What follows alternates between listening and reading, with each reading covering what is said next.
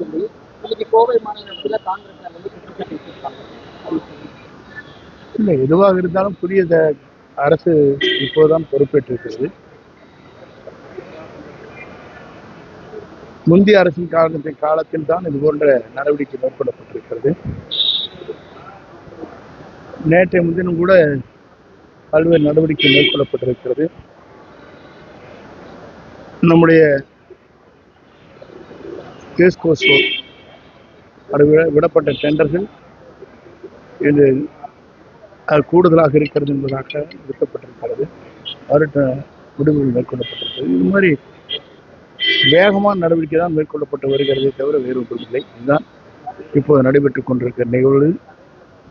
ஆகவே எதுவாக இருந்தாலும் நம்முடைய மாண்புமிகு தமிழக வெற்றிக்கழகத்துடைய தலைவர் தளபதி அவர்கள் முதலமைச்சராக இருக்கும் வரை எந்த தவறும் நடந்துவிடக்கூடாது என்பதிலே கண்ணும் கருத்துமாக இருக்கிறார். உள்ளாட்சி அமைப்புகள் நகராட்சி, மாநகராட்சி, பேரூராட்சியுடைய காலக்கெடுகள் அடுத்த ஆண்டு வரையிலும் இருக்கிறது. ஏப்ரல் மாதம் வரையிலும் அதுவரை நம்ம பொறுத்திருந்தான் நகராட்சி நிர்வாகத்துறையின் கீழே பாத்தீங்கன்னா கோரப்பட்ட 50 குறுகிய கால டெண்டர்கள் தமிழக அரசு ரத்து செஞ்சிருக்கு. 35 டெண்டர்கள் ரத்து செய்யப்பட்டிருக்கிறாங்க. அதை எப்படி பாக்குறீங்க? அது நீங்க தான் சொல்லணும் பதில். டெண்டர்கள் ரத்து செய்யப்படுகின்ற காரணங்கள் இல்லாமல் செய்துவிட முடியாது. அதற்கு காரணங்கள் இருக்க வேண்டும், கூடுதல் மதிப்பீடுகள் தயாரித்திருக்க வேண்டும். அப்படிப்பட்ட நிலை இருக்குமே ஆனால் அதுவும் அவரை நேரடியாக பார்க்கக்கூடிய துறை ஆகவே தெளிவாக ஒவ்வொரு முடிவுகளை மேற்கொள்வார்.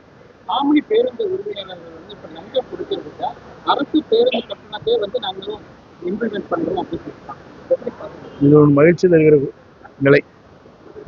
ஏனென்று சொன்னால் பணம் கொடுத்துத்தான் வண்டிகளை ஓட்ட வேண்டும் என்ற நிலை மாறி ₹1 கூட செலவு செய்ய தேவையில்லை என்கிற போது அரசு என்ன கட்டணத்தை நிர்ணயிக்கிறதோ அந்த கட்டணத்தை நாங்கள் எங்களுடைய பேருந்துகளை இயக்கிறோம் என்று சொல்வது ஒரு நாட்டின் வளர்ச்சிக்கு ஏதுவாக அமைந்திருக்கிறது. வழங்குற திட்டத்தை தமிழக அரசு கைவிடணும், இல்லைன்னா போராட்டம் நடத்துவோம் அப்படின்னு சொல்லிட்டு அன்புமணி சொல்லியிருக்காரு. மீண்டும் குடிமகன்களுக்கு இதை குடிப்பதற்கான ஒரு வழியை வாய்ப்பு. இன்றைய சூழ்நிலையில் அரசு என்ன நடவடிக்கை மேற்கொள்ள வேண்டுமோ அது வேகமாக விரைவாக எடுத்துக் கொண்டிருக்கிறது. போதைப் பொருள் ஒழிக்கப்பட வேண்டும் என்பதற்காக கேரள மாநிலமும் தமிழ்நாடும் இணைந்து அந்த பணிகளை நாம் மேற்கொண்டு வருகிறோம். படிப்படியாக அதை பற்றி ஒரு முடிவு மேற்கொள்வாங்க. பழனிக்கே மொட்டை போட்ட ஆட்சி விஜய் முதலாக பழனிக்கு மொட்டை போட்டவர் யார் என்பது காலப்போக்கில் தெரியும்.